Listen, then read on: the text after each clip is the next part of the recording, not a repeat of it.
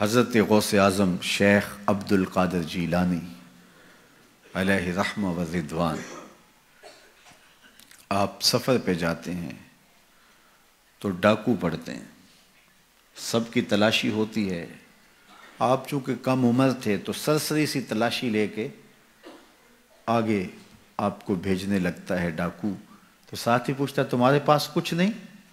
کہا نہیں، میرے پاس 40 درہم ہے۔ تو وہ رک گیا، کہاں ہے؟ کہاں یہ آستین میں سیے ہوئے۔ تلاشی لی تو واقعی 40 درہم تھے، اپنے سردار کے پاس لے کے جاتا ہے۔ یہ بڑا عجیب سا بچہ ہے، لوگ ڈاکوؤں سے مال چھپاتے ہیں اور اس نے مجھے بتایا ہے۔ تو وہ بھی حیرت زدہ ہو کے پوچھتا ہے یہ کیا کہانی ہے؟ لوگ تو ڈاکوؤں سے مال چھپاتے ہیں اور تمہاری تلاشی ہو گئی تھی، تمہیں آگے بھیجتے بھیجتے اس نے پوچھ لیا تمہارے پاس بھی کچھ ہے؟ تو تم نے بتا دیا 40 درہم میں، تم خاموش رہتے یا کہتے نہیں میرے پاس کچھ نہیں ہے؟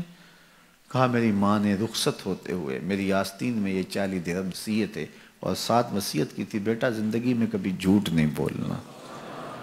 میں ماں کے عہد پہ کھڑا ہوں، ماں نے مجھ سے عہد لیا تھا، اس عہد پہ کھڑا ہوں۔ اللہ اکبر۔ اب وہ ڈاکوؤں کا سردار سجدے میں سر رکھ دیتا ہے، مالک یہ بچہ ہو کہ اپنی ماں کے عہد پہ کھڑا ہے اور میں تیرے عہد پہ کھڑا نہیں ہو رہا۔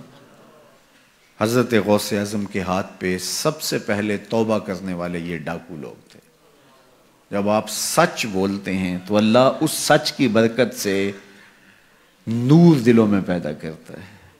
مجھے یہ بتائیے، حضرت غوث اعظم رضی اللہ تعالیٰ عنہ نے سچ بولا، اور سچ کیا بولا کہ میری آستین کے اندر چند درہم ہیں۔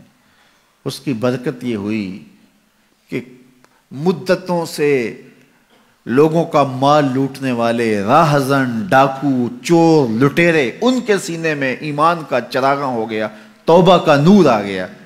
یار وہ سچ بولیں تو دوسروں کے سینوں کے اندر چراغ علم روشن ہوتا ہے، نور رحمت آتا ہے، ایمان کا، ہدایت کا نور پیدا ہو جاتا ہے۔ تو جو سچ بول رہا ہے اس کے اپنے سینے میں کتنا نور پیدا ہوتا ہے۔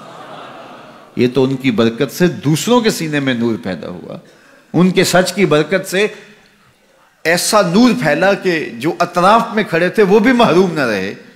تو جو خود سچ بولنے والا ہے اس کے اپنے اندر کتنا چراغاں ہوا ہوگا۔ تو جب آپ سچ بولتے ہیں تو آپ کی بات دلوں میں اترتی ہے، آپ کی بات روحوں میں اثر کرتی ہے۔ آپ جانتے ہیں میرے اور آپ کے آقا و مولا لوگوں کو تبلیغ بعد میں کرنا شروع کی، صادق اور امین حضور کو پہلے لوگ کہتے تھے۔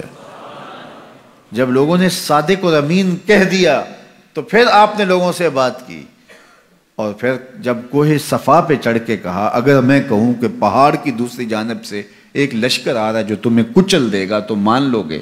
تو انہوں نے کیا کہا تھا؟ نظر نہ بھی آیا تو کہیں گے ہم اندھے ہیں تم سچے ہو۔ اتنا یقین ہے، اتنا یقین ہے۔ اللہ اکبر۔ تو صاحب اپنی زندگی میں سچ شامل کیجئے، اپنے شب و روز کے اندر سچ شامل کیجئے۔